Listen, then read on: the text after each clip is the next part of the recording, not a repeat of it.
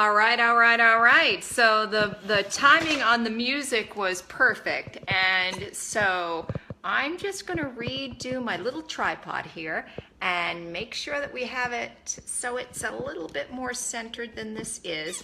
Hey, Mike Myatt, how are you? Thank you for joining us. And I think I'm just a little bit off today with my tripod. I'm trying not to make everybody kind of like, Denise, what are you doing? There we go. That's a little bit better. So, hello everyone, and hey Larry, thanks for coming back. He says, I don't think I heard that song since your wedding. I know, isn't it awesome? Isn't it great? So yes, so welcome to we do this every day at noon. It's called Ask Denise. And I broadcast live every noon on Facebook, and I just take questions from people and talk about topics, mostly that have to do with my business or social media, digital advertising from businesses, so on and so forth. So try to make it a little fun, try to make it a little bit interesting. So let's see. First off, I'm broadcasting live, that's true on Facebook. And then we also have these recorded. Let me get my stool here a little more comfy. We also have these recorded. So you can find them anytime after about 4 o'clock. Is that right, Tommy? 4:30. We also post them up on our YouTube channel. And Tommy's going to show the link there. So when you hop on over to our YouTube, if you want to see these again or share them with someone else or subscribe to the YouTube channel, which I would really love, that would be great. And I said this yesterday, if you only have one in all the social media where you can see me or see the company, if you only have one like or follow or whatever it is to give me, hop on over to my YouTube channel and do a subscribe on my YouTube channel. That's really where my heart's at because I like video and such. So if you've only got one to give, would you please give that one? So, okay. So let's see. Yeah, Tommy says by 5 p.m. And Tommy, can you put the link up there? It's youtube.com/Denise Keniston. So let's see. Having a little fun with We Are Family. And yes, you got the link to work. And this is like one of the only surviving photos of my family. So that's my mom. That is my father, Desmond Keniston from Maine, at Newport, Maine, and everyone called him Desi. And there's my brother George. There might be some people who have hopped onto this who might know my older brother George there in the cowboy suit. And then there is me as a little infant, et l'enfant, as they say in French. And I'm studying French, by the way, because I'm planning on going to France. So, hi Tony. So this is a picture of my family. Like I said, one of the only surviving pictures. We don't have a whole lot. So one of the topics that I wanted to talk about today is, here it is, Throwback Thursday. If you don't know, I'll kind of let you know. Throwback Thursday, hashtag TBT. And yes, for the third day in a row, Mama Bear is in the room. I think she just went off to take a little nap. But my mom, here, the redhead, the flaming redhead with the awesome personality to match, also is in the building. So she was here. And last night, actually, she looked at that picture. And you know what she said? She goes, your brother, his real name is George. We call him Butch. My brother, Butch, her comment was, my God, he loved that cowboy suit. So anyway, that's a little bit about the personal side of all of this. It does, doesn't it, Larry? A nap right about now would sound amazing. So just in terms of the business stuff of all of this, and we can chat about some other things after I kind of talk about this, but if you don't already know as a business, there's something called Throwback Thursday. So it's hashtagged. Tommy, could you put that up there for people to see? You can hashtag it, hashtag TBT or hashtag Throwback Thursday. So let me talk a little bit about hashtagging and how you can take advantage of hashtags. The thing about hashtags is if you hashtag something, it essentially silos all of your comments. So you can see, for the sake of argument, that I think this is probably like an extreme example. If you're watching the Super Bowl and you're on Facebook or on Twitter, and you hashtag Super Bowl or hashtag, say for the sake of argument, the Patriots are there, or the big game, or the Super Bowl, whatever it might be, you can follow all the comments that people are talking about on that particular hashtag, on that particular topic. So every day of the week has its own hashtags. You can find them on Instagram. They're all over, thanks Tommy, they're all over Instagram, Twitter, the whole 9 yards. So you can find them there. Unfortunately, on Facebook, hashtags aren't that big a deal. They're not followed that much, except some of the big ones like Throwback Thursday. So you can get in the fray with this because people are following these hashtags with your business page. Now you're going to say to me, and I'll use Larry as an example because he's like, you know, he always asks the best questions, and I really want to help Larry out as much as I can, and just kind of give him some ideas, you know, right here live. So say for the sake of argument, I have actually used this picture of the Keniston family back in 1962 successfully on my own business page, and I think we've used it on our Instagram. I know we've used it on Twitter. And does that have anything to do with the business? No. But it does put us kind of in that silo and gets attention for the company. So I can tell you every time that we post any of these Throwback Thursday pictures, especially if they're really cool, like say for the sake of argument, and I'm just going to say this aloud, I know that Larry is in Idaho, so there is, and I've lived actually in Washington State, and I've spent some time in Idaho. I think it is, and especially like, you know, if you have any shots of your family traveling, I know like there's a lot of mountains, like any cool shots of your family. I mean, I have this mental picture, you know, just kind of traveling sort of in a vintage car or truck or whatever, and you know, just because I know the terrain and stuff out in Idaho, you know, any of the mountaintops, and any of the vistas. I mean, if you've never been there, you really need to try to get there. It's absolutely gorgeous. So any of those shots that have to do with your family, use those as sort of a Throwback Thursday. And the family shots are really great. If you have baby shots, kid shots of yourself doing something fun, funny, that kind of thing, those will always play well. Now let me say this. You can use other hashtags along with Throwback Thursday. So, excuse me.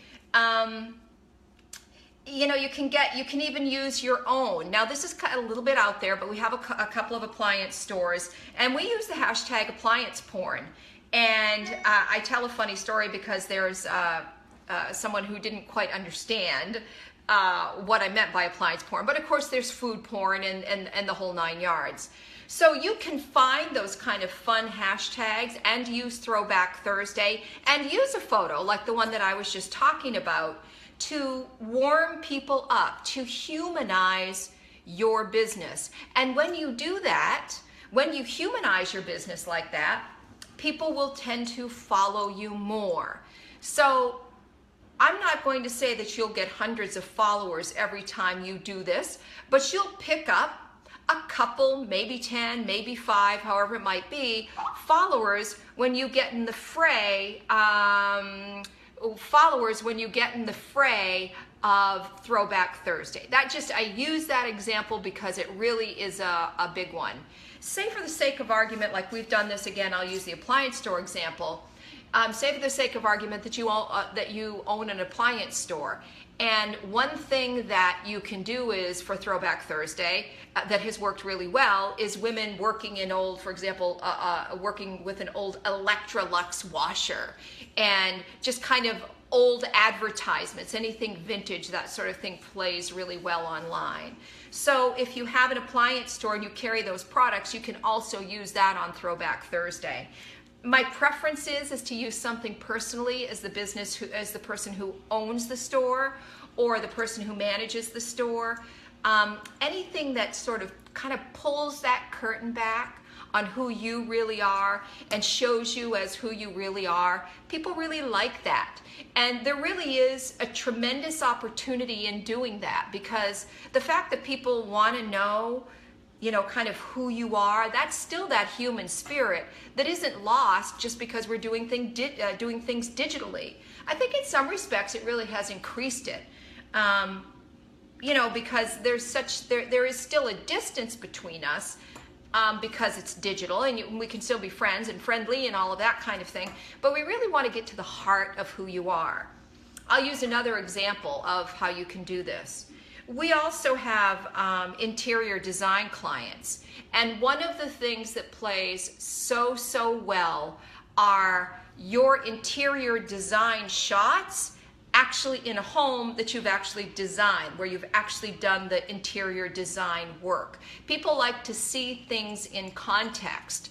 They want to be able to see what the actual work was, what you actually did, and they want to see how it applies in the home. Because as an interior designer, if you're thinking about hiring one, number one, what a great luxury and how much fun that would be. But number two, what you want to know is, how does it actually look in someone else's houses?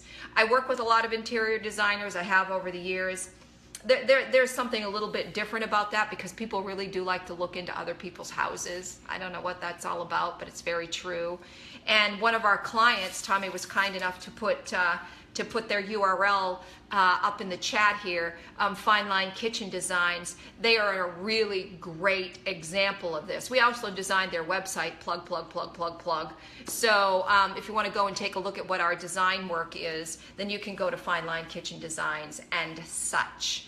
So I'm trying to think of, I just love those old photographs. Photography is so huge on the internet. If you can, scrape up any kind of vintage photos that have to do with your family, then use those for Throwback Thursday.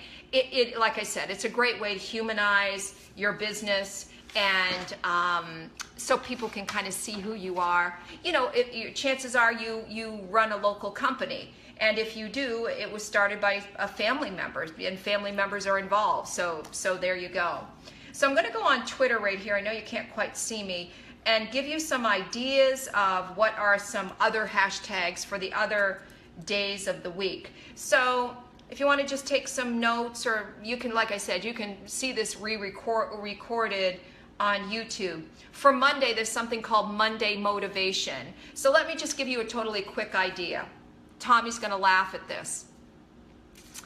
And so quotes play really well.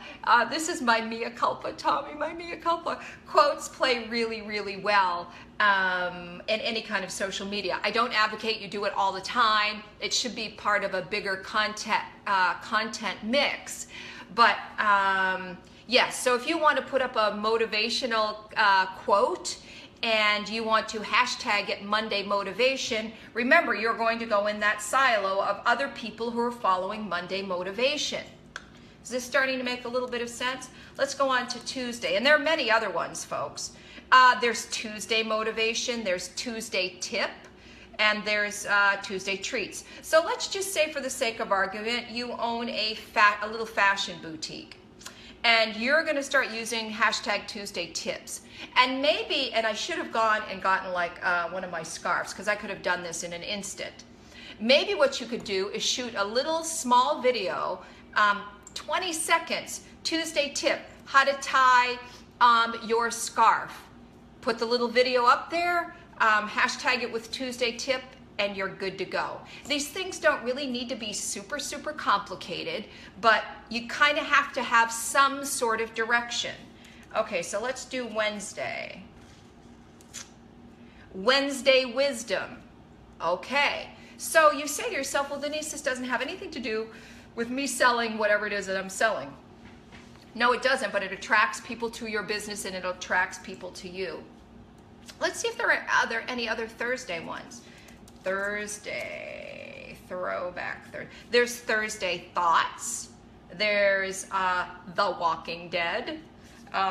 So let's try Friday. I know the Friday one because I use it a lot. Friday Feeling. In fact, I think I've done that before. I've used Friday Feeling before. What do you got? Tactical Tuesday.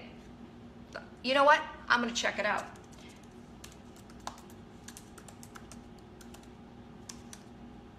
No, there is no Tactical Tuesday. but you could make it. And you know what? That's really interesting, Larry, because that's actually a thought. I can sort of see it. Now let me talk about that. So Larry just came up with something Tactical Tuesday, and I get where he's going with that, but just because you do not see a hashtag that you can kind of hook onto, now it has to be relevant when you're getting in the stream and hashtagging. You don't want people to be like, okay, well, they hooked onto Monday Motivation and they're telling me about their $199 mattress. That doesn't quite work. But what Larry just talked about there was Tactical Tuesday. And I searched it, just did a quick search on Twitter, and I didn't see that that was a popular hashtag. But you know what? That's not such a bad thing. Just because people aren't using it doesn't mean that you can't start a hashtag. And I think I know where you and Tommy would go with this kind of thing. And I don't think it would take a whole lot to get people following that hashtag. And I'll use an example. A couple of people that work for Web for Retail, my company, the digital advertising company, I hope affectionately call me Boss Lady. So I get hashtagged Boss Lady a lot. And on Twitter, I now have a group of women, and men hop on this thing too from time to time, and it's hashtag Boss Ladies. As it turns out, I'm not the only boss lady out there. So, okay, so Larry tells me on Instagram there are over 4 million posts under Tactical Tuesday. You know what we should do with that, Larry, is really sit back and think about that, because I don't see it on Twitter. So, and I could be wrong, but let me double check it. Maybe I spelled it wrong. You know, you could make that work over on Twitter too, without a whole lot of problem. Yeah, I don't see it over on Twitter. Kind of. I'm starting to see some things. Yeah, I am starting to see some things, but it's not nearly as big as it is on Twitter. So if you're using it on Twitter, there's nothing to say that you, that you can't also make it big or introduce it a little bit more onto Twitter as well. So I'm going to show you what I have on Twitter for Tactical Tuesday. What you'd expect. There's survival tips, and a lot of this is for November 8th. So some of the accompanying hashtags, one is hashtag Army Tech, hashtag Firefield, tactical urbanism, all phrases that I'm not super familiar with, but if you have a hobby or a passion outside of what your business is, and you are very familiar with the hashtags, take that same mental thinking that you do for this hobby that you're so passionate about and use the same thought for your business. Get as creative as that. So there isn't a ton on Twitter though, Larry, but there's some. I like this one, hashtag Built for Adventure. So there are people that are putting together different hashtags, but it's all pretty relevant, and it's pretty much what you would think. So Tactical Tuesday does play somewhat on Twitter, just so you guys know. But that's an excellent example of how you can kind of hook on to really already well-established hashtags. So, and Tommy says, Facebook and Twitter aren't as Second Amendment friendly as Instagram is. So, not really sure about all of that personally, but you will find different mediums or different social medias are a little looser in what they will allow. I mean, we might as well talk about it. You'll never find on the regular internet and these social media platforms, a lot of violence. There are lines that are drawn, or pornography. There are lines that are drawn, but different social medias seem to push the boundaries a little bit more. So, and I'm only going to tell you what I've observed. I do not have any inside information. And this also follows through with copyrighted material. You have to be really careful with copyrighted material as well. Facebook is, from our experience, the most stringent. Instagram and Twitter allow you to sort of push the boundaries a little bit more than Facebook. That's been our experience. So if you're doing something that might be a little controversial, if you're working with guns or anything that pushes those boundaries, you know, that might be interpreted as anything that has to do with violence. I mean, there's a lot of that's been discussed. You know, Facebook talking with, having meetings with senators and congressmen, and, you know, right now, none of that it's all self-imposed from what I understand. So the different mediums allow for different types of content.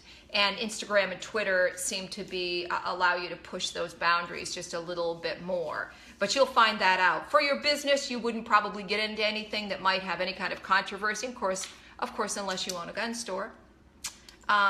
You know, then you would run into that. Or a lingerie store, you would run into that. There are certain things that are, you know, that are allowed on the, you know, the common internet that we think of, that we all use every day. So you just kind of have to know that you're running into that sort of stuff. So for businesses, you can use all of these kind of common hashtags. You can use quotes. Remember yesterday I was talking about Canva, which is kind of like a Photoshop, except it's super, super easy to use.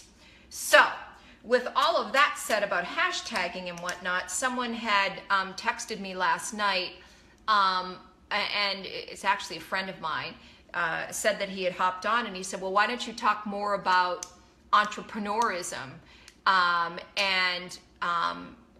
You know, when because he was like, you know, this is what you really know, you know, you really do know this. So I talk on a little bit about this, and then I'm always just a little bit reticent to talk about entrepreneurism, because it's a dicey road, and so many people are on the internet now saying, I'm an entrepreneur.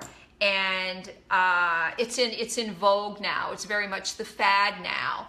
And it will go out of vogue, and then, you know, then it won't be a big deal anymore.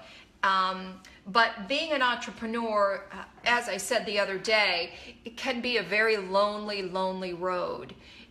You will have to sacrifice, even if you're financed. If you have family money and they finance you, or if you manage to go to a bank and they finance you. And I will talk about something in just a minute where you might be able to get some money. That just occurred to me. Or if you're bootstrapping it. At the end of the day, no matter what, you're going to have to really love what you're doing to be an entrepreneur. If you don't absolutely love it, if it doesn't rise to being an obsession for my money, you're not going to be able to make it. It's just a really rough road. I guess every once in a while, you know, somebody, it just catches a Google, you know what I mean, that kind of thing, a Facebook in my garage, and then all of a sudden, bam, I'm a billionaire. But for us regular folk, you know, it's a lot of work. My first company that I started, which was Keniston and Company, we were a media buying agency, and you can check this story out online. It's pretty well documented. I did catch a very big client. Caught Adelphia Cable. They went bankrupt, which was great for me. That's actually when they brought me in to do all of their media buying. And then that went on to Comcast, and then that went on to Time Warner. And we were the agency of record, the media buying agency of record, when Comcast and Time Warner Cable partnered, and they bought the assets of Adelphia Cable. At the time, it was a $15 billion deal. It was one of the biggest at the time ever. It was massive. And there I was, little Denise Keniston, up in my little cottage up in Portland, Maine, placing media buys. And that's just the truth of it. That's the fact. That's how that went down. That's how that happened. I'm not exaggerating even the slightest amount. It was an incredible time, an incredible learning experience. It really set me up professionally for the rest of my life, the rest of my professional life. I ended up selling the contracts to that company, to a group. The economy went down. I ended up taking it back, got it back, and then I rebooted with Web for Retail. So that was an incredible time, having those huge contracts. This time around, what I decided to do was to do things a little bit differently and go after smaller companies in terms of pitching them and such, and work with smaller companies. And there's good and bad with both of those. People ask me all the time, what do you prefer? Do you prefer small companies, big companies? I like small companies, but I like working with big companies too. It can be very, very exciting, but it's very gratifying to work with small companies when you're helping them out. And I'm a small company, so I have a lot in common with other entrepreneurs. I'm going to give you this like weird oddball plug right now. And I actually have taken advantage of this, what I'm going to tell you right now, in the past, and have come up square with this loan that I'm going to tell you about right now. There are out there in the marketplace, if you are looking for non-collateralized loans, and if you are a small business, there are SBA loans. And I know everybody goes, no way, I hate the SBA. If you default on the loan, they'll take your house. These are uncollateralized loans. You can get up to $350,000. The simplest one to get is $150,000 of collateral. Of funding without any collateral. True story. These are called 7A loans. Search it. It's called an SBA 7A loan. And you have to have been in business for 2 years, filed taxes, have certain amount of income thresholds that you've managed to get, although they're not particularly high. The interest rate on these loans is super low. You have the support of the SBA. There is a lot of paperwork that goes with it, like you'll have to give them your articles of incorporation, all those kinds of things. But believe me when I say this, I took out one of these 7A SBA loans. I quickly and easily got $150,000, did some rebuilding with my company, and have now at this point paid that loan back. The funny thing about that is that I never wanted to get loans. I always used my own money to finance any expansion or anything that I was doing, and I've since learned the wisdom of using other people's money other than your own. So that was a big milestone for me to kind of get my arms around that. So if you are a small company and you do not want to use your own money for expansion, and if you have a pretty good balance sheet or any kind of balance sheet at all, and you've been open for 2 years, search this. These are SBA 7A loans, and I will vouch for them. If you want to know the company that I used, I can tell you what the company was that I used. You hang on just a second. You hang on. I was just talking to him today. The company that I went through is a company called Smart Biz, and they are smartbizloans.com. So that's my 2 cents worth.